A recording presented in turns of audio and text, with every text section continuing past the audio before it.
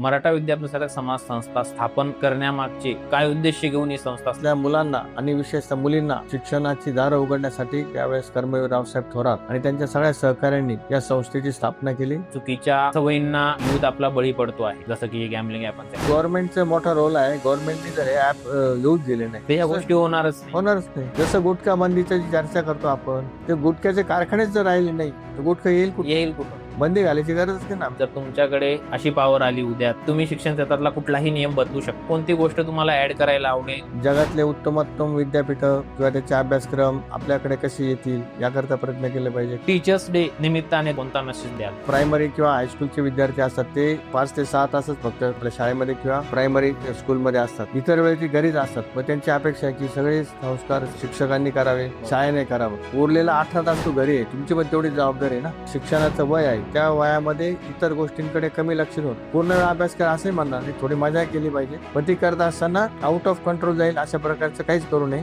जर तुमच्या 21 वर्षे सेल्फला ऍडवाइस द्यायची राहिली, तुम्ही काय ऍडवाइस द्या? अनेक ठिकाणी वेगवेगळ्या पद्धतीने कोर्सेसला ऍडमिशन घेतलं असतं. अजून बेटरमेंट कसं करता येईल ते बघितलं असतं.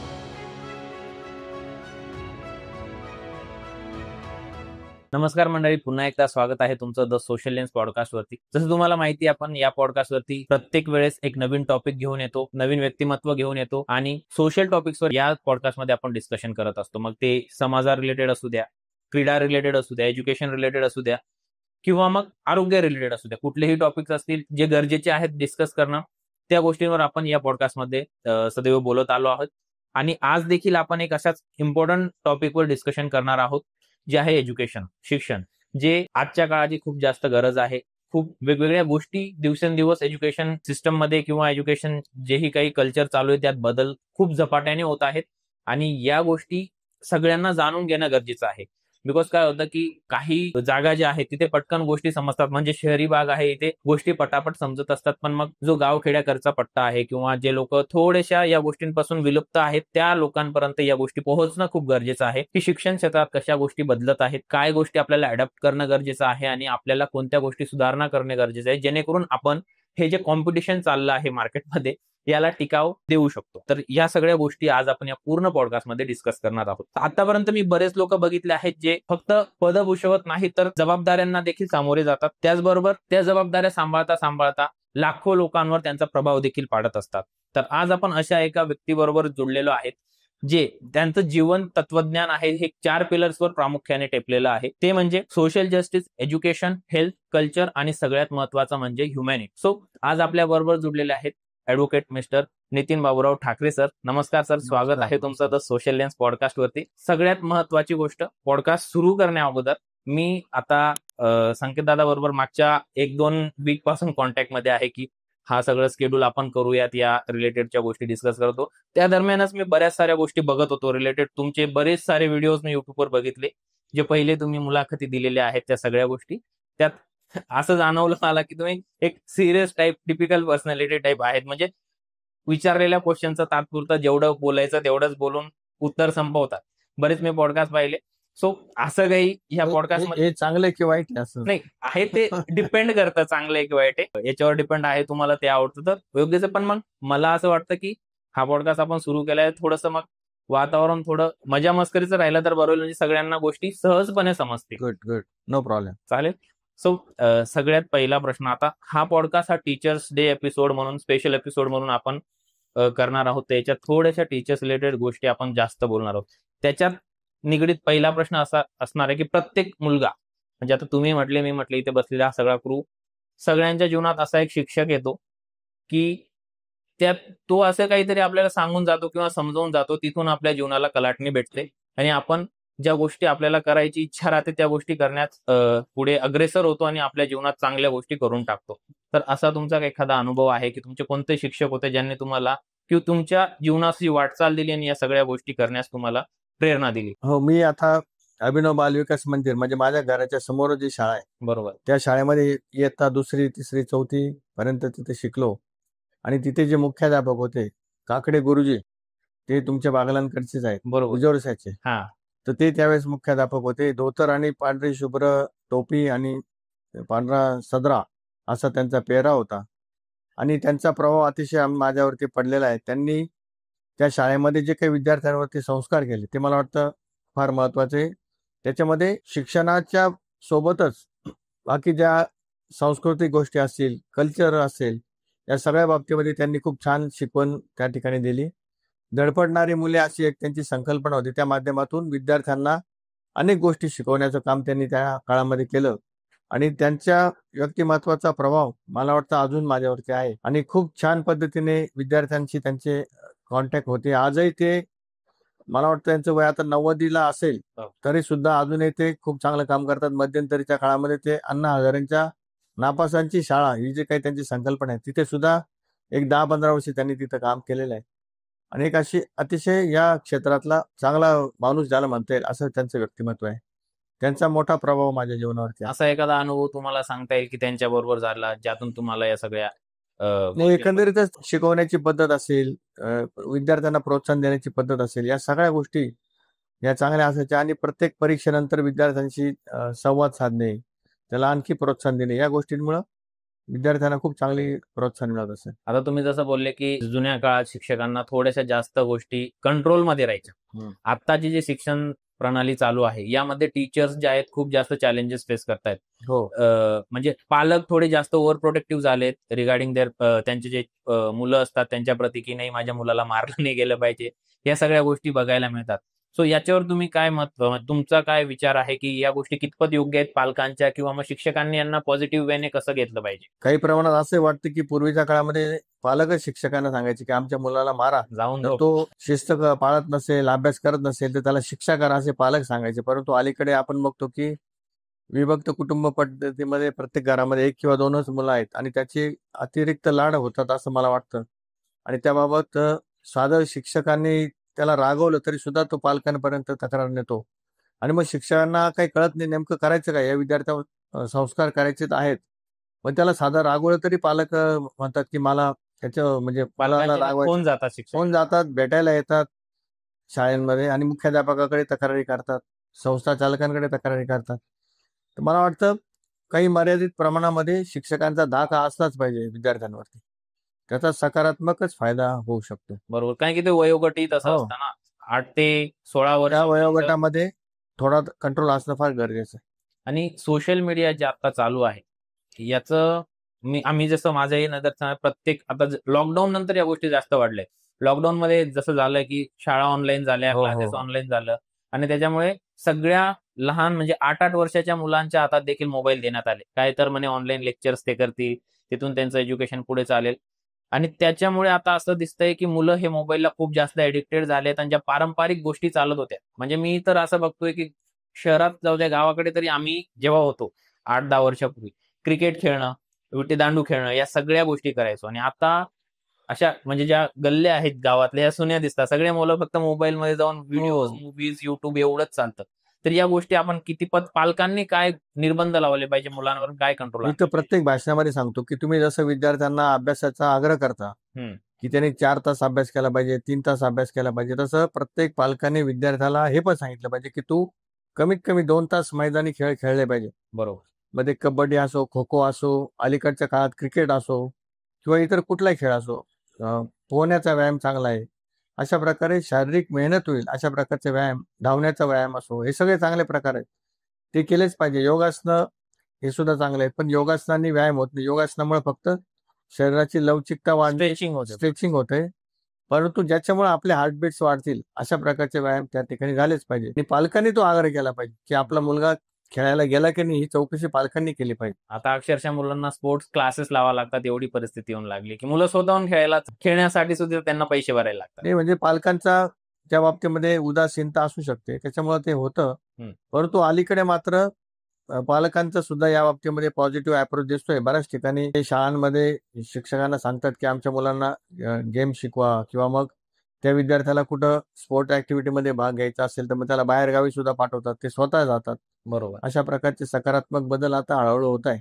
याचं कारण आता स्पोर्ट्स हे एक करिअर म्हणून सुद्धा पुढे येत आहे आणि लोकांना कळले की नुसता अभ्यास करून मार्क मिळवून काही नोकरी मिळेलच याची गॅरंटी नाही. त्याच्यापेक्षा एखादा मुलगा जर खेळामध्ये चांगला त्याच्याकडे कौशल्य असेल तर तो राज्य स्तरावर, राष्ट्रीय स्तरावर, आंतरराष्ट्रीय स्तरावरती जर गेला तर त्याला नोकरी पण लगेच मिळते. बरोबर. त्यामुळं स्पोर्ट्स ऍज अ करिअर सुद्धा होऊ शकते, हे आता पालकांना लक्षात आल्यामुळं बऱ्यापैकी स्पोर्ट्सकडे बदल होत मुलं आहे. लक्ष देतात. बऱ्यापैकी बदल होतोय. तुमच्या लहानपणी तुम्हाला सगळ्यात जास्त आवडणारा खेळ कोणता होता? म्हणजे कोणता खेळ तुम्ही प्रामुख्याने खेळायचे? तुम्हाला असं वाटलंही असेल, जसं मला पर्सनली वाटायचं की मी क्रिकेटर बनलं पाहिजे. नाही, क्रिकेटचं मला कधीच अट्रॅक्शन होतं. मी बास्केटबॉल वगैरे खेळायचो कॉलेज लेवलला आणि अलीकडे मी टेनिस खेळतो. गेल्या 20-25 वर्षापासून tennis every week, every day. Every day. असं एकही दिवस मध्ये जात नाही की मी खेळत नाही. फक्त पाऊस असला तर थोडं टाळाटाळ होतं. बाकी पाऊस म्हणजे ग्राउंड ओला हा. असल्यामुळे टाळतो, बाकी नाही. म्हणजे टेनिस तुम्ही खेळत आहात. टेनिस आणि स्विमिंग. बरोबर. आता हे तर झालं क्रीडाबद्दल. आता आपण एम-यू-पी समाज संस्थेमध्ये कार्यरत आहात. तर मग ह्या मुलांना खेळांप्रती जास्त आकर्षण व्हावे यासाठी आपण काय काय गोष्टी करण्याचा प्रयत्न? आमच्या शाळांमधनं विद्यार्थ्यांना प्रोत्साहन दिलं जातं. सुदैवानं आमच्या बऱ्याचशा शाळांमध्ये चांगल्या प्रकारची मैदानं उपलब्ध आहेत आणि आमच्या संस्थेमधले अनेक विद्यार्थी हे राज्य, राष्ट्रीय आणि आंतरराष्ट्रीय स्तरावरती चांगले खेळ खेळतात. आमच्याकडे शूटिंग रेंज आहे जी बऱ्याच ठिकाणी नसते. नेव्हल एनसीसी कुठेच नसतं, ते आमच्याकडे आहे. त्याचबरोबर जे काही बोट क्लब आहे तो आमच्याकडे आहे. त्या माध्यमातून त्या नौकायनाच्या स्पर्धा त्या सुद्धा घेतल्या जातात. असे अनेक उपक्रम जे आहेत की जिथे बाकीच्या कॉलेजमध्ये ते शक्य नाही, ते आम्ही त्या ठिकाणी घेतो. आमच्या काही विद्यार्थ्यांना शिवछत्रपती अवॉर्ड पण मिळालेले आहे. बरोबर. आमचा एक विद्यार्थी पॅरा ऑलिम्पिक मध्ये सुद्धा सहभागी झालेला आहे. शुभम भंडारे हा जो काही आमचा खेळाडू आहे, त्याचा उल्लेख हा पंतप्रधान नरेंद्रजी मोदी यांनी त्यांच्या मन की बात मध्ये सुद्धा त्याचा उल्लेख केलेला होता. बरोबर. म्हणजे आमचा स्पोर्ट वरती भरपूर चांगला भर आहे आणि विद्यार्थ्यांना आम्ही नेहमीच प्रोत्साहन देतो. बरोबर. हे तर झालं नाशिक सिटी रिलेटेड स्पोर्ट, जिथे या सगळ्या गोष्टी ऍक्टिव्हली आपण करून घेऊ शकतो. फक्त सिटी नाही, आता शुभम भंडारे आता निफाड तालुक्यामधला विद्यार्थी. बरोबर. म्हणजे गावाखेड्यांच्या शाळांवरही हे सगळं- देवगावचा विद्यार्थी होता. बरोबर. तिकडेही लक्ष तिकडे आपलं सुद्धा लक्ष आहे. प्रामुख्याने आहेच. आणि त्याचबरोबर आता स्पोर्ट्स झालं, या सगळ्या गोष्टी झाल्या आणि हे जे आता मी सोशल मीडियाचं डिस्कशन केलं तुमच्या बरोबर, की सोशल मीडियामुळे खूप जास्त डिस्ट्रॅक्शन मुलांच्या याच्यात येतं आहे. टीचर्स आणि जे पॅरेंट्स आहेत यांच्यामध्ये बऱ्याचदा ना असा गॅप दिसून येतो, की टीचर्स आता काय होऊन जातं, की नवीन पॅरेंट्स येतात, नवीन नवीन त्यांना गोष्टी माहिती राहतात. टीचर्स हे आपलं पारंपरिक पद्धतीने शिकवणे चालू असते, कारण की आपले जे रूल्स रेग्युलेशन फॉलो करत शिकवतात. ती पॅरेंट्सचे एक्सपेक्टेशन वाढून जातात टीचर्स कडनं, की तुम्ही देखील जे प्रायव्हेट ट्युशन्स असतात त्या पद्धतीने का शिकवत नाही, तुम्ही या सगळ्या गोष्टी पारंपरिक पद्धतीनेच का घेतात. तर मग आपण ॲज अ शिक्षण संस्था म्हणून काय गोष्टी यामध्ये आपण वेगळ्या करण्याचा प्रयत्न करणार आहोत? आता 11वी-12वीचा जर विचार घेतला, म्हणजे ज्यावेळेस आपलं खरं करिअर घडतं, वरून मुलांना इंजिनिअरिंग असेल, मेडिकल असेल किंवा मग इतर कुठल्याही क्षेत्रामध्ये जायचं असेल, तर त्यांना मुलांना असं वाटतं की प्रायव्हेट क्लासेस लावल्याशिवाय आपलं करिअर होऊ शकत नाही, आपल्याला मार्क्स मिळणार नाही. परंतु आम्ही गेल्या काही वर्षापासून संस्थेमध्ये डिलिजंट बॅच म्हणून एक बॅच तयार केलेली आहे. त्यामध्ये त्या विद्यार्थ्यांना जसं बाहेर कोचिंग घेतलं जातं त्याच्याच धर्तीवरती आम्ही ते करतो आणि त्या बॅचेसमधून पास होणारी मुलं हे बऱ्याच वेळा आमच्याकडे इंजिनिअरिंग कॉलेज, मेडिकल कॉलेज किंवा इतर कॉम्पिटेटिव्ह एक्झाम्समध्ये चांगल्या पद्धतीने यशस्वी होतात. हा प्रयत्न आम्ही केलेला आहे. आणखी सुद्धा आम्ही काही संस्थांच्या मदतीने ज्या विद्यार्थ्यांना या फी देणं परवडत नाही डिलिजंट बॅचची, त्या विद्यार्थ्यांना आता परवाच त्याचं उद्घाटन आम्ही केलं CMCS कॉलेजमध्ये. तर 50 विद्यार्थ्यांची एक बॅच आहे. त्या बॅचमध्ये त्या विद्यार्थ्यांना सगळ्या प्रकारचं CET साठी, JEE साठीचं प्रिपरेशन करून घेतलं जाईल. ₹1 पण त्यांच्याकडनं फी घेतली जाणार नाही. कॉलेज फीज मध्ये सगळ्या हो. गोष्टी होतील. आणि त्या एका संस्थेने स्पॉन्सरशिप दिलेली आहे आम्हाला. तशाच पद्धतीने ग्रामीण भागामध्ये सुद्धा आम्ही अशा बॅचेस सुरू करणार आहे लवकरात लवकर. तसे प्रयत्न चालू आहेत. हा थोडासा टॉपिक से हटके प्रश्न आहे. मराठा विद्यापीठासारख्या समाज संस्था स्थापन करण्यामागचे जे आपले सगळे लोक होते, त्यांचा मेन हेतू काय होता, की कोणत्या लोकांना आपल्याला पुढे घेऊन जायचं होतं, काय उद्देश घेऊन ही संस्था 111 वर्षापूर्वीची जर परिस्थिती आपण बघितली तर किती भयानक असेल. त्या काळामध्ये शिक्षण एक ठराविक वर्गाची मक्तेदारी होती. सर्वसामान्य लोकांना, गरीब लोकांना, हरिजन, आदिवासी लोकांना शिक्षणापासून वंचित ठेवलं गेलेलं होतं. आणि मग या सगळ्या समाजातल्या मुलांना आणि विशेषतः मुलींना शिक्षणाची दारं उघडण्यासाठी त्यावेळेस कर्मवीर रावसाहेब थोरात आणि त्यांच्या सगळ्या सहकाऱ्यांनी या संस्थेची स्थापना केली आणि 1914 मध्ये पहिल्यांदा वसतिगृह सुरू केलं, हॉस्टेल 5-6 मुलांच्या याच्यावरती. आणि मग ते वसतिगृह पंचवटीमध्ये एका वाड्यामध्ये सुरू झालं. तिथून मग ते मुलं नाशिकमधल्या शाळांमध्ये जात होती. पण नंतर असं लक्षात आलं की हे वसतिगृह कमी पडते, आपल्याला आणखीन मोठं काहीतरी पाहिजे. म्हणून आता उदोजी मराठा कॅम्पस जे आहे ती जागा 1917 मध्ये संस्थेने खरेदी केलेली आहे. आणि त्यानंतर 1920 साली शाहू महाराज तिथं आले वसतिगृहाच्या इमारतीच्या भूमिपूजनाला आणि वसतिगृहाचं काम सुरू झालं. आणि 3-4 वर्षामध्ये ते पूर्ण झालं. तिथे मग भरपूर विद्यार्थी राहू लागले. त्यानंतर 1936 मध्ये असं लक्षात आलं की नुसतं वसतिगृह करून चालणार नाही, आपल्याला स्वतःच्या शाळा पण सुरू कराव्या लागतील. मग मराठा हायस्कूल नाशिक हे 1936 मध्ये त्या काळामध्ये सुरू झालं. आणि मग हळूहळू सगळ्या जिल्ह्यामध्ये अशा प्रकारचं एक वातावरण झालं की आमच्याही गावामध्ये शाळा असली पाहिजे. बरोबर. तालुका प्लेस असेल, गावात असेल, तर मग अशा गावागावामध्ये कॉम्पिटिशन सुरू झालं की आमच्याकडे करा, आमच्याकडे करा. मग ते काही लोकांनी जमिनी दिल्या मोफत, काहींनी वाळू दिली, दगड दिले, बांधून दिलं, काहींनी श्रमदान केलं. अशा प्रकारे गावोगावी शाळा सुरू झाल्या. काहींनी सुरुवातीला इमारती नव्हत्या, मग गोठ्यामध्ये, ग्रामपंचायतीमध्ये अशा शाळा सुरू झाल्या. बरोबर. आणि मग हळूहळू आपल्याला संस्थेच्या मालकीच्या लोकांच्या सहकार्याने प्रॉपर इमारती मिळाल्या आणि मग ते सुरू झालं. म्हणजे मी माझ्या गावातली 2-3 गोष्टी ज्या मला माहिती आहेत, आमच्या गावात म्हणजे प्रत्येक गल्लीत वेगळा वर्ग भरायचा. हो, असंच होतं. आपलं एक ठिकाणी जी मेन शिक्षक बसायचे आणि बाकी सगळे वर्ग गल्ली वाईज राहायचे. जिथे जी जागा भेटली तिथे तो वर्ग चालायचा. अशी परिस्थिती जेव्हा अतिशय भयानक परिस्थिती होती, पैसे नव्हतेच. आता संस्थेकडे बऱ्यापैकी निधी आहे किंवा बाकी काही गोष्टी आहेत, परंतु त्या काळामध्ये या लोकांनी जर प्रयत्न केले नसते तर आज समाजामध्ये जे डॉक्टर, इंजिनियर्स आपल्याला दिसतात, शिक्षक दिसत आहेत, हे कदाचित त्यांना शिक्षण मिळालं नसतं. विशेषतः मुलींना नक्कीच मिळालं नसतं. कारण एक वेळ मुलांना बाहेर पाठवत असायचे पूर्वी, पण मुलींना मात्र घराबाहेर दुसऱ्या गावाला शिकायला कोणी पाठवत नव्हतं. बरोबर. त्यामुळे त्यांना स्कोपच नव्हता. त्यामुळे या संस्थेचे फार मोठे उपकार या जिल्ह्यातल्या सगळ्या लोकांवर आहेत. आणि आपण असं ब्रीद वाक्य पण घेऊन चालतो, बहुजन हिताय बहुजन सुखाय. नक्कीच. बरोबर. सो आणि माझ्या माहितीनुसार एशियामधली one of the biggest education संस्था मधली एक संस्था म्हणजे मराठा विद्याप्रसारक समाज संस्था आहे. हो, एशिया म्हणजे महाराष्ट्रात तर नक्कीच आहे. महाराष्ट्रात रयत शिक्षण संस्था ही सगळ्यात मोठी, तिचे 800 ब्रँचेस आहे आता. बरोबर. आणि तिचा व्याप संपूर्ण महाराष्ट्रभर आहे. आपला व्याप फक्त नाशिक जिल्ह्यापुरता असूनही आपल्या जवळजवळ आता 509 शाखा कार्यरत आहे आणि 2,38,000 विद्यार्थी आता शिक्षण घेत आहे. 2,38,000. त्याच्यामध्ये मॉन्टेसरी पासून तर मेडिकल कॉलेज पर्यंत सगळं आहे. त्याच्यामध्ये लॉ कॉलेज आहे, आर्किटेक्ट आहे, फार्मसी आहे, इंजिनिअरिंग आहे. अशा प्रकारे सगळंच शिक्षण देण्याचा प्रयत्न करतोय. बरोबर. आणि रोज काहीतरी नवीन नवीन आपलं चालूच आहे, काहीतरी आणखी नवीन सुरू. जसे की नवीन टेक्नॉलॉजीज येत आहे, आता AI आला आहे. हो, आता आमच्या AIचं लगेच आम्ही इंजिनिअरिंग कॉलेजमध्ये आमचं ते ब्रँच सुरू केली आम्ही 2 वर्षापासून. नवीन सिलेबस इंट्रोड्यूस करून त्या गोष्टी सुरू. कारण की माझा पुढचा प्रश्न तोच होता की AI आणि ग्लोबल एक्सपोजर जे होतं आहे या रिलेटेड आपण संस्थेच्या मार्फत आम्ही आता इंजिनिअरिंग कॉलेजमध्ये AI चा कोर्स ऑलरेडी सुरू केलेला आहे. त्याचबरोबर आमचं इंजिनिअरिंग कॉलेज आता गेल्या वर्षापासून ऑटोनॉमस पण केलेलं आहे आम्ही. ओके. त्याच्यामुळे तिथं मोठ्या प्रमाणामध्ये विद्यार्थ्यांना चांगल्या दर्जाचं शिक्षण आपण देऊ शकतो. असं बरेचदा म्हणजे बऱ्याचदा असं बघायला भेटतं की नाशिक मधून झालं किंवा आपल्या आजूबाजूच्या जे काही गावं आहेत, इथून मुलं जास्त करून पुणे, मुंबई यासारख्या सिटीज, बँगलोर झालं, त्याचबरोबर परदेशातही उच्च शिक्षण घेण्यासाठी जात आहे. तर या गोष्टीवर आपण काय नियोजन करत आहोत किंवा आपलं जे टॅलेंट आहे, इथलं टॅलेंट नाशिकमध्येच थांबून नाशिकचं आपण पुढे भविष्य चांगलं केलं पाहिजे. आता माझा जो ड्रीम प्रोजेक्ट आहे की MVP युनिव्हर्सिटी असं आपल्याला सुरू करायचा विचार आहे. त्याच्याकरता आम्ही सरकारकडे अर्ज करतो आहोत आणि त्याच्या माध्यमातून ज्या पद्धतीने वर्ल्ड क्लास एज्युकेशन जसं आपल्या नाशिकमध्ये ते मिळत नाही, तर ते मिळण्याकरता मुलं मुंबई, पुणे इथं ज्या काही खाजगी विद्यापीठ आहेत, MIT असेल, सिम्बायोसिस असेल, बरोबर, DY पाटील युनिव्हर्सिटी असेल, अशा प्रकारचे जे विद्यापीठ आहेत आणि या प्रत्येकाच्या आता 5-5 विद्यापीठे झालेले. आम्ही आता गेल्या 1 महिन्यापूर्वीच सगळ्या विद्यापीठांना व्हिजिट करून आलो आणि त्या पद्धतीने नाशिकमध्ये पण असं एक विद्यापीठ आपण संस्थेच्या माध्यमातून सुरू करावं असं आमचं चाललेला आहे विचार. ते केलं तर मग आपल्याला जागतिक दर्जाचं शिक्षण देता येईल. आपलं विद्यापीठ स्वतःचं असल्यानंतर त्याच्यामध्ये कोणता सिलेबस असावा, काय असावं, किती विद्यार्थी संख्या असावं याच्याबद्दल बऱ्यापैकी रिलॅक्सेशन असतं. नियोजन सगळं आपल्या हातात असतं आणि इंडस्ट्री बरोबर चर्चा करून त्यांना नेमकं कशा प्रकारचं एज्युकेशन पाहिजे तसं आपण टेलर मेड ज्याला म्हणतात तसं आपण ते करू शकतो. आणि मग त्या विद्यार्थ्यांना तो पास झाल्यानंतर तिथे इंडस्ट्रीमध्ये लगेच जॉबही मिळतो. बरोबर.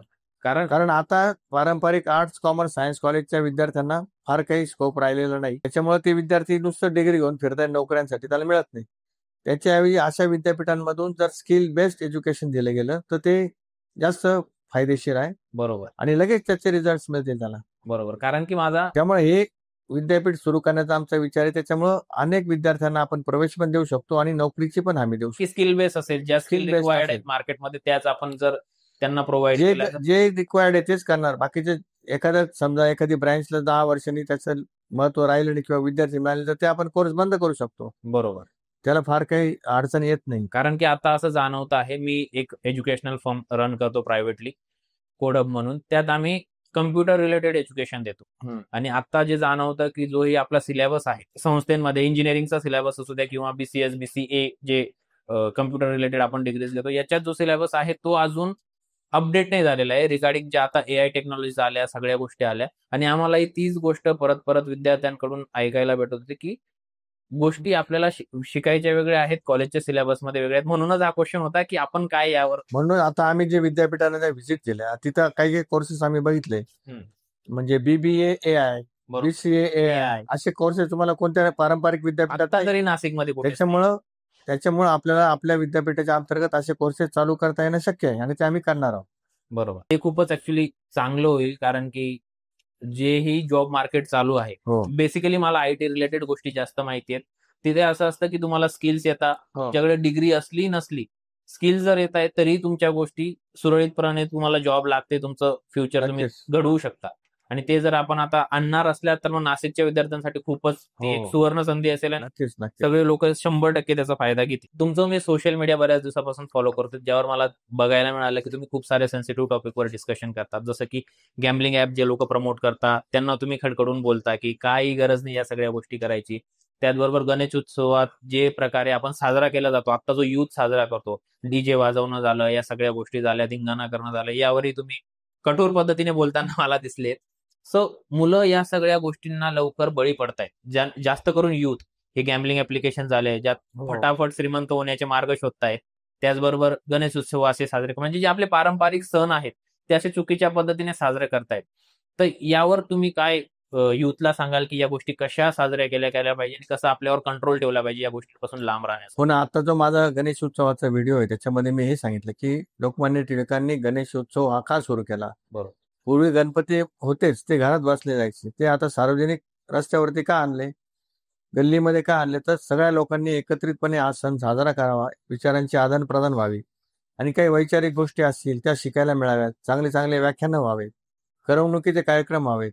आणि या हेतूनं त्या काळामध्ये गणेश उत्सवाची सुरुवात झाली. पण आपण आता काय बघतोय की एका गल्लीत 3-3, 4-4 मंडळ गणेश उत्सव करताना एकमेकांची त्यांचे भांडणे असतात. ते माझ्या ते त्याच्याबद्दलच मी त्या व्हिडिओमध्ये म्हटलंय. आणि नेत्यांचे फोटो मोठे मोठे लावले जातात, गणपतीपेक्षा नेत्यांचे फोटो मोठे. बरोबर. तर मी त्या व्हिडिओत असं म्हटलंय की नेत्यांच्या मागे फिरून पैसे त्यांच्याकडे घेण्यापेक्षा तुम्ही मंडळातल्या सगळ्या लोकांनी स्वतः सक्षम झाले आणि तुम्ही सगळ्यांनी जर पैसे गोळा केले, कोणाकडे फोटो लावायचे काम नाही, तुम्ही त्या बाबतीमध्ये जास्त सक्षम व्हा. बरोबर. असं मी त्याच्यात म्हटलेलं आहे. आणि काही व्हिडिओ आता हे जे काही ट्रेंड आहे ना सध्याचा सोशल मीडियाचा, लोकांना त्याचं फार आवड आहे. माझा एक व्हिडिओ जो आहे एक पुण्यातल्या एका रस्त्याबद्दल, त्याचे 18 लाख व्ह्यूज झालेत. बरोबर. 1.8 मिलियन व्ह्यूज केले. आणि त्यात तथ्य आहे, सगळे जे बोलले ते ऍक्च्युली सगळ्यांना म्हणजे आता लोकांना, मला आधी माहित होतं की याचा इतकं इफेक्ट होऊ शकतो. म्हणजे 1.8 मिलियन व्ह्यूज होणं म्हणजे किती लोक बघत असतात हे याच्यावर लक्षात येतं. बरोबर. आणि बघून त्याच्यातल्या 2% लोकांना जरी त्याचा इफेक्ट झाला तरी पण आपलं काम झालं असं मला वाटतं. ते पुण्यातल्या व्हिडिओ बद्दल थोडं अजून एक डिस्क्राईब करून दिलं की त्या व्हिडिओमध्ये तुम्ही काय बोलले होता. त्या व्हिडिओमध्ये असं म्हटलं होतं की 50 वर्षापूर्वीचा तो रस्ता बनवला पुण्यातला, जंगली महाराज रोड, ते बनवत असताना कॉन्ट्रॅक्टरनं 10 वर्षाची हमी घेतलेली होती की 10 वर्ष तिथं एकही खड्डा पडणार नाही. बरोबर.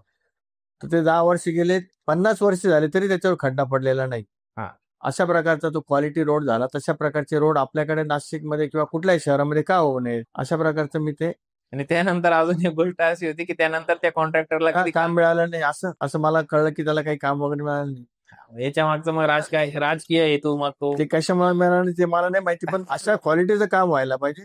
म्हणजे जेणेकरून प्रत्येक एखाद्या काम वशिल्याने देण्याबद्दल मी समजू शकतो, वशिल्याने काम मिळालं, पण ते काम मिळाल्यानंतर क्वालिटीने करणं हा मात्र त्या कॉन्ट्रॅक्टरचीच जबाबदारी. ज्याला काम भेटतं त्यांनी जबाबदारी. काम मिळाल्यापुरतं वशिलेगिरी समजू शकतो. बरोबर. जर तुम्ही प्रॅक्टिकल उपाय या सगळ्या गोष्टी ज्या चालू आहे सोशल मीडिया रिलेटेड किंवा चुकीच्या सवयींना युथ आपला बळी पडतो आहे, जसं की गॅम्बलिंग ऍपच्या, यावर तुम्ही प्रॅक्टिकली उपाय काय सुचवाल पॅरेंट्ससाठी? कारण की बेसिकली जर युथ जो बळी पडतोय हा 16 वर्ष, 17 वर्ष, 18 वर्ष ते 25च्या आतलाच, हो ना, ज्यांच्यावर पॅरेंट्स कंट्रोल ठेवू शकतात असेच विद्यार्थी आहेत जे पटकन श्रीमंत होण्याचा प्रयत्न करताय, तर यावर तुम्ही काय उपाय? पॅरेंट्सचं कंट्रोल राहील आता. 16 वर्षाच्या मुलावर काय कंट्रोल आहे आणि 25 वर्षाचा तर मुळीच नाही. त्यामुळं आता हे खरंच अवघड झालेलं आहे ते. पॅरेंट्सला सुद्धा वाटतं की कंट्रोलिंग करावं, पण त्याच्या सुद्धा हाताबाहेर गेलेल्या आहेत त्या गोष्टी. परंतु याच्यामध्ये शालेय जीवनापासूनच त्याच्यावर चांगले संस्कार करणे आणि विद्यार्थ्यांशी पालकांनी संवाद करणे हा त्याच्यातला महत्वाचा भाग असतो असं मला वाटतं.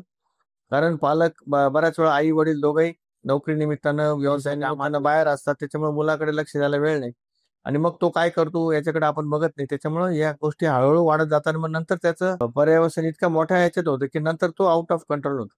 कारण की तर ते टाळायचं असेल तर आपण कायम आपल्या मुलांबरोबर संवाद साधला पाहिजे, त्यांना घेऊन बसलं पाहिजे, त्यांना क्वालिटी टाइम दिला पाहिजे आणि चांगल्या वाईट गोष्टींचा आपण ऐकू नये तर ना ऐकू सांगत राहिलं आदान पाहिजे. प्रदान केलं पाहिजे. आदान प्रदान झालंच पाहिजे, विचारांचं आदान प्रदान व्हायला पाहिजे. कारण की एक गोष्ट अशी आता ऐकण्यात आली की एक मुलगा होता, आय गेस 16-17 और 18-19 इयर्सचा होता. त्याने हे गॅम्बलिंग ऍप म्हणजे गेम खेळला तो आणि इतका मोठा आकडा त्याने हरलेला आहे त्या म्हणजे पैशांचा 50 लाख रुपये तो हरला. आणि त्याच्या घरची परिस्थिती अशी काही नव्हती की तो या सगळ्या गोष्टी म्हणजे त्याच्या घरचे झेपू शकते. 50 लाख रुपये इज नॉट अ छोटी अमाऊंट नाही. खूपच आहे. 17-18 वर्षाचा पोरगा 50 लाख रुपये हरतोय. ह्या सगळ्या गोष्टी दिसायला नव्हत्या. तर गोष्टी थोड्या कंट्रोलमध्ये ठेवल्या पाहिजे. गव्हर्नमेंटचा मोठा रोल आहे. गव्हर्नमेंटने जर हे ऍप यूज दिले नाही तर या गोष्टी होणारच नाही. होणारच नाही. जसं गुटखा बंदीची जी चर्चा करतो आपण, ते गुटख्याचे कारखानेच जर राहिले नाही तर गुटखा येईल कुठं? बंदी घालायची गरजच नाही ना. मॅन्युफॅक्चरिंग बंद करा, बरोबर. त्याच्या मुळापर्यंत गेलं पाहिजे तरच ते प्रश्न सुटतील. आपण वरवर फांद्या डाळत बसतो आणि मूळ तसंच सोडून देतो. जर आता तुम्ही शिक्षण क्षेत्रात काम करता आहेत, जर तुमच्याकडे अशी पॉवर आली उद्या उठून की तुम्ही शिक्षण क्षेत्रातला कुठलाही नियम बदलू शकता, कोणती गोष्ट तुम्हाला ऍड करायला आवडेल की ती उद्याच्या उद्या ऍड झाली पाहिजे किंवा नियम बदलला पाहिजे ज्यातून मुलांना खूप जास्त फायदा होईल किंवा शिक्षण क्षेत्रात खूप मोठा असा बदल तुम्ही घडवून आणू शकता? असं नियम म्हणजे जास्तीत जास्त आपण एज्युकेशन वरती फोर्स दिला पाहिजे. जगातले उत्तमोत्तम विद्यापीठ किंवा त्याचे अभ्यासक्रम आपल्याकडे कसे येतील याकरता प्रयत्न केले पाहिजे किंवा आपण स्वतःच्या विद्यापीठ स्थापन करून तिथे जागतिक दर्जाचे शिक्षक कसे येतील याकरता प्रयत्न करणं सहज शक्य आहे. आणि क्वालिटी एज्युकेशन जे आज आपण बघतो की नवीन शैक्षणिक धोरण आणण्यामागचा जो हेतू आहे तो हाच आहे की आपल्याकडचे खूप विद्यार्थी, आता नाशिकमध्ये सुद्धा अनेक विद्यार्थी आज जर्मनी, जपान, अमेरिका इथं हायर एज्युकेशन करता जात आहे. त्याचं कारण काय तर त्यांना असं वाटत नाही की इथलं जे एज्युकेशन आहे ते मला योग्य आहे. बरोबर. मग ते जे तिथं शिकवलं जातं ते आपल्याकडे का येऊ नये? तशा पद्धतीचं एज्युकेशन आपण इथेच देऊ शकलो तर आपले हजारो कोटी रुपये फॉरेन एक्सचेंज जे काही आपलं वाया जातं ते वाचणार आहे. शिवाय तो मुलगा आपल्या बरोबरच राहील ना. एकदा तो परदेशात गेल्यानंतर तो इकडे येतच नाही. जो काही ब्रेन ड्रेन आपण म्हणतो तो होतोय. सगळे जे काही आपण एवढा एज्युकेशनवर खर्च करतो आणि शेवटी तो मुलगा दुसऱ्या देशात सेटल होतो. तर हे टाळायचं असेल तर आपल्याकडे तशा क्वालिटीचं एज्युकेशन दिलं पाहिजे. तशा पद्धतीचं वातावरण निर्मिती झाली पाहिजे. चांगल्या दर्जाचे शिक्षक इथं आले पाहिजे. चांगल्या इमारती त्यांना प्रोव्हाइड केल्या पाहिजे. लायब्ररीज चांगल्या दिल्या पाहिजे. या सगळ्या गोष्टी मला वाटतं देणं फार गरजेचं आहे. म्हणजे तातडीने हेच आहे की स्किल बेस्ड एज्युकेशन देणे आणि विद्यार्थ्यांना स्वतःच्या पायावर उभं राहण्याचं क्षमता निर्माण करणे. बरोबर. आता हा क्वेश्चन थोडासा नाशिक निगडीत घेऊ आपण की नाशिकमध्ये येणाऱ्या पुढच्या 1-2 वर्षात कुंभ भरणार आहे. तर मागचा प्रयागराजला झाला, आता नाशिकमध्ये येणार आहे. तर त्याबाबत नाशिक सिटी रिलेटेड काय तयारी चालू आहे?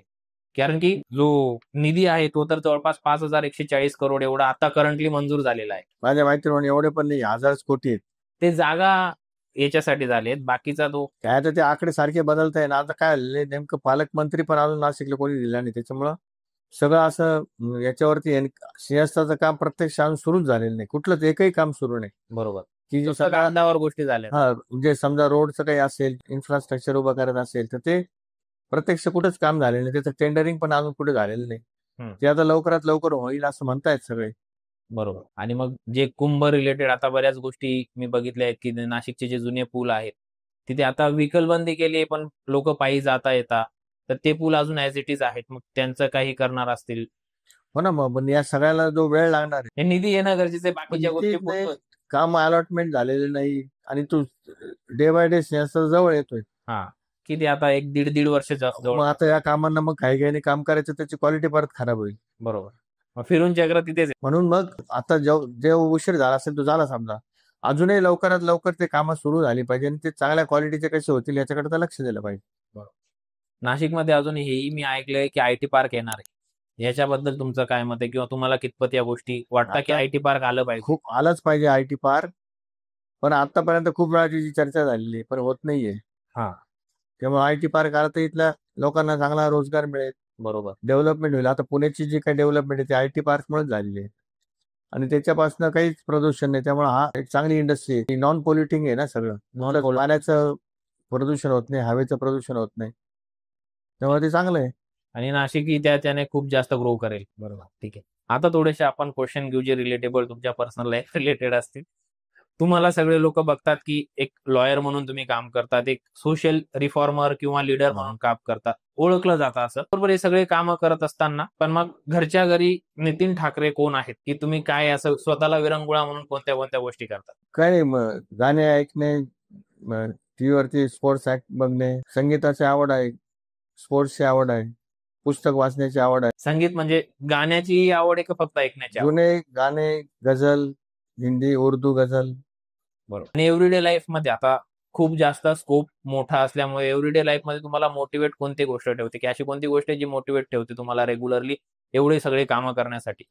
Sports, regular sport. Regular sports असल्यामुळे आपलं फिटनेस चांगला असतं की आपोआप मोटिवेट होतं. बरोबर. अशी एखादी तुमचा अनुभव आहे की भरपूर तुमचे इंटरॅक्शन तर डेली लाईफ मध्ये भरपूर लोकांबरोबर होते, विद्यार्थी आहेत, टीचर्स आहेत, पॅरेंट्स आहेत. असं एखादं इंटरॅक्शन तुम्हाला आठवतं की ते झाल्यामुळे तुम्हाला असं वाटतं की मी जे काम करतो आहे ते खरंच चांगलं काम करतो आहे, या लोकांसाठी चांगलं होतंय, असं एखादी इंटरॅक्शन किंवा गोष्ट तुमच्याकडे आहे? हो ना, जो एखादा विद्यार्थी कधीतरी येऊन भेटतो ना की तुम्ही मला ऍडमिशन दिल्यामुळे माझं हे सगळं चांगलं झालं. आता विनीत गुजराती जो आपला चेस प्लेअर आहे, त्यावेळेस मी उपसभापती होतो संस्थेमध्ये.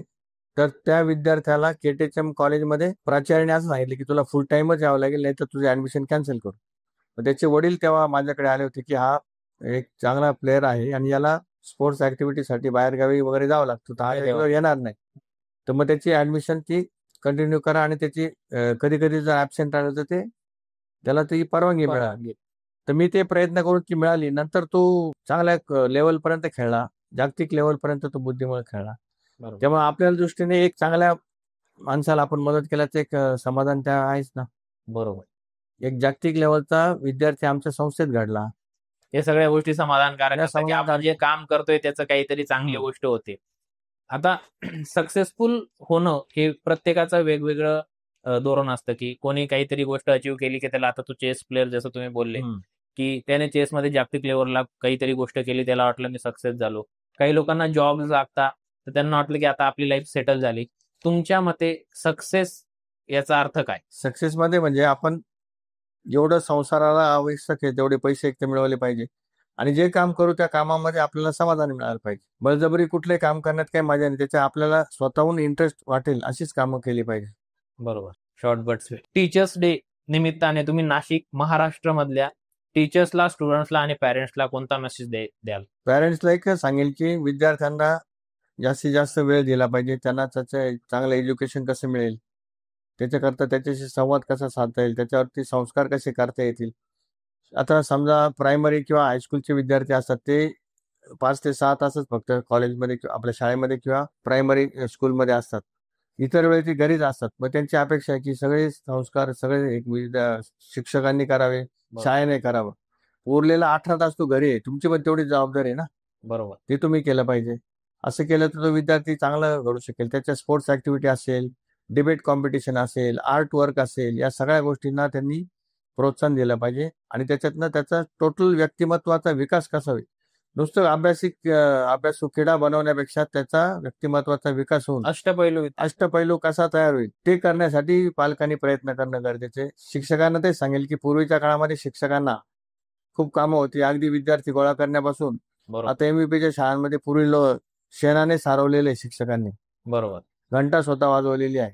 परंतु आता भरपूर फॅसिलिटीज आहेत, चांगल्या इमारती आहेत आणि डेडिकेशन आपल्याकडे सध्या नवीन पिढीतल्या शिक्षकांचं कमी झालेलं आहे. ते घड्याळावरती बघून सारखं इतक्या वाजता यायचे, इतक्या वाजता 45 मिनिटं झाले लेक्चर. तर तसं पूर्वीच्या शिक्षकांचं नाही, ते तास 2 तास आधी यायचे, तास 2 तास उशिरा जायचे. बरोबर. तशा पद्धतीने तितकं नाही, पण डेडिकेशन मात्र शिक्षकांचं असलं पाहिजे. पूर्वीच्या शिक्षकांना वर्गातल्या सगळ्या विद्यार्थ्यांचे नाव माहिती असायचे. शेवटच्या बेंचवर कोण बसायचं त्याचंही नाव माहिती असायचं. आता पहिले 2-3 लाईन सोडल्या तर मागच्यांचं काय चाललंय ते शिक्षक बघतच नाही. मध्ये त्याचं इंटरॅक्शन होतच नाही वर्गामध्ये. म्हणजे सगळ्या विद्यार्थ्यांकडे सगळ्या विद्यार्थ्यांना समान लक्ष दिलं जात नाही. ते शिक्षकांनी तो प्रयत्न केला पाहिजे. शिक्षकांनी सतत काहीतरी नवीन गोष्टी शिकल्या पाहिजे. आमच्या संस्थेत आम्ही आता ते प्रयत्न करतोच आहोत. वेगवेगळ्या संस्थांबरोबर आमचं टायअप झालेलं आहे. प्रशिक्षण आमचं चालू आहे. आयसर सारख्या कंपन्या असेल, इस्रो सारखी कंपनी असेल, या संस्थांबरोबर आपण टायअप करून वर्कशॉप्स घेतो शिक्षकांचे. त्या माध्यमातून शिक्षकांना ट्रेनिंग देत असतो आणि मग त्या माध्यमातून एकदा शिक्षक ट्रेन झाले की ते विद्यार्थ्यांपर्यंत आपोआप ते नॉलेज जाऊ शकतं. ह्या गोष्टी शिक्षकांनी केल्या पाहिजे. सतत त्यांनी संशोधन केलं पाहिजे, काहीतरी पेपर प्रेझेंटेशन केलं पाहिजे, वेगवेगळे सेमिनार्स अटेंड केले पाहिजे आणि त्यांच्या स्वतःच्या एज्युकेशनमध्ये आणखीन काय भर घालता येईल त्या पद्धतीने सतत शिक्षण केलं पाहिजे. ऑनलाईन कोर्सेस ते करू शकतात. आता ऑनलाईनचे खूप त्याच्याकरता त्यांना शाळा सोडून बाहेर जायची गरज नाही. ऑनलाईन ते करू शकतात. PhD करू शकतात. आणखीन काही वेगळ्या पद्धतीचं डिप्लोमा कोर्सेस आहे. आपल्याकडे मुक्त विद्यापीठ आहे, इंदिरा गांधी ओपन युनिव्हर्सिटी आहे. जगामध्ये अनेक असे विद्यापीठ आहे की जे ऑनलाईन पदव्या देतात, सर्टिफिकेट कोर्सेस घेतात. काही काही तर फ्री ऑफ कॉस्ट पण आहेत, त्याला पैसे पण लागत नाही. मग ते करायला पाहिजे त्यांनी. हे शिक्षकांचं झालं. आता विद्यार्थ्यांची जबाबदारी आहे की विद्यार्थ्यांनी सुद्धा हे जे काही आपलं शिक्षणाचं वय आहे त्या वयामध्ये इतर गोष्टींकडे कमी लक्ष देऊन पूर्ण वेळ अभ्यास करा असंही म्हणणार नाही, थोडी मजा केली पाहिजे.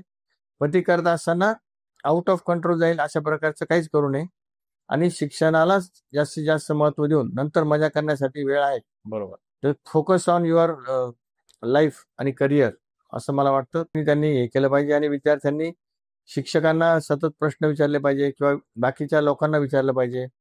ऑनलाईन पद्धतीने कॉम्प्युटरवरती किंवा मोबाईलमध्ये एज्युकेशनल व्हिडिओज असतात ते बघितले पाहिजे. चांगले चांगले जे लेक्चर्स आहेत ते ऐकले पाहिजे. अभ्यासाच्या व्यतिरिक्त सुद्धा विद्यार्थ्यांनी अशा गोष्टींकडे लक्ष देणं गरजेचं आहे. त्याच्यामुळे त्याचा व्यक्तिमत्वाचा विकास नक्कीच होतो. स्पोर्ट्स ऍक्टिव्हिटी आहेत, नंतर योगासनं, प्राणायाम आहे, ध्यानधारणा आहे, ओंकार आहे. या सगळ्याचा गोष्टीचा उपयोग हा त्याला कळत न कळत त्याचं कॉन्सन्ट्रेशन ऑफ एज्युकेशन, एखादी गोष्ट लक्षात ठेवणे, ती परीक्षेच्या वेळेस योग्य वेळी आठवणे हे पण महत्वाचे आहे. बरेच विद्यार्थी हुशार असं परीक्षेत गेले की ब्लँक होतात. तो जर त्यांनी प्राणायाम किंवा या गोष्टींचा अभ्यास केला, ओंकारचा अभ्यास केला तर त्याचं कॉन्सन्ट्रेशन वाढतं आणि परीक्षेत वेळेवर त्याला सगळ्या गोष्टी आठवतात सुद्धा. बरोबर. तर या गोष्टी त्यांनी केल्या पाहिजे. स्वतःचा फिजिकल फिटनेस चांगला ठेवला पाहिजे. फिजिकल फिटनेस मेंटेन ठेवणं गरजेचं आहे आणि व्यसनांपासून लांब राहिलं पाहिजे, सगळ्यात महत्वाचं. आता त्या गोष्टी सहज ऍडप्ट करतात मुलं, बाकी सगळं सोडतात, व्यसन लवकर पकडतात. अजून एक क्वेश्चन होता की जर तुमच्या 21 वर्ष सेल्फला ऍडवाइस द्यायची राहिली की तुम्ही 21 वर्षाचे असे कन्सिडर करा, माझ्या स्वतःला तुम्ही काय ऍडवाइस द्याल? मी तेच ऍडवाइस दिलं. मला अनेक ठिकाणी वेगवेगळ्या पद्धतीने कोर्सेसला ऍडमिशन घेतलं असतं. अजून काही एज्युकेशन मध्ये काय एक्सलन्स करता येईल ते बघितलं असेल. अजून बेटरमेंट कळेल, अजून बेटरमेंट कसं करता येईल ते बघितलं असतं. बरोबर. ठीक आहे सर, आजचा पॉडकास्ट हा खूप सुंदररीत्या आपण पार पाडला. यामध्ये आपण बघितलं की MAP समाज संस्था कशा पद्धतीने विद्यार्थ्यांना बेटर स्किल्स प्रोव्हाइड करण्यासाठी प्रयत्न करते. त्याचबरोबर नाशिक रिलेटेड ही गोष्टी आपण जाणून घेतल्या. तुमचा शिक्षणाप्रती, शिक्षकांप्रती, विद्यार्थ्यांप्रती आणि त्यांच्या पालकांप्रती काय व्ह्यू आहे हेही जाणून घ्यायचा आपण प्रयत्न केला. मलाही खात्री वाटते की बऱ्याच सारे विद्यार्थी, शिक्षक, पालक हा पॉडकास्ट बघत असतील. त्यांनीही बऱ्याच गोष्टी या ठिकाणी नवीन शिकायला भेटल्या असतील. त्यांना विद्यार्थ्यांनाही कोणत्या गोष्टींपासून दूर राहणं आहे आणि कोणत्या गोष्टी अडॅप्ट करणं आहेत या गोष्टींची आयडिया आली असेल. पालकांनाही त्यांच्या म्हणजे पालकत्व कसं करायचं आहे किंवा मुलांना कशी ट्रीटमेंट द्यायची याच्याबद्दल बरीच सारी आयडिया आली असेल. सो या पूर्ण पॉडकास्टमध्ये आपण बघितलं की सरांनी आपल्याला या सगळ्या गोष्टींचा सखोल पद्धतीने कशा मांडणी केली आणि कशा गोष्टी आपण आपल्या जीवनात आणल्या पाहिजे याबद्दल गाईड केलं. थँक्यू सर, तुम्ही आमच्या पॉडकास्टवरती आले आणि तुमचा मौल्यवान वेळ काढून आमच्या पॉडकास्टवरती आले आणि सगळ्या आमच्या व्ह्युअर्सला गायडन्स दिला. थँक्यू, धन्यवाद. मी पण आभार व्यक्त करतो. या निमित्तानं मला अनेक लोकांपर्यंत पोहोचण्याची संधी मिळाली. बरोबर. धन्यवाद. अजून एक गोष्ट राहिली की जर तुम्हाला पॉडकास्ट आवडला असेल तर नक्कीच तुमच्या प्रियजनांबरोबर शेअर करा, लाईक करा आणि तुम्हाला अजून काही गोष्टी जाणून घ्यायच्या असतील तर कमेंट बॉक्समध्ये नक्कीच सांगा. आम्ही पुन्हा एकदा नवीन गोष्टी तुमच्या समोर आणण्याचा प्रयत्न करू. धन्यवाद.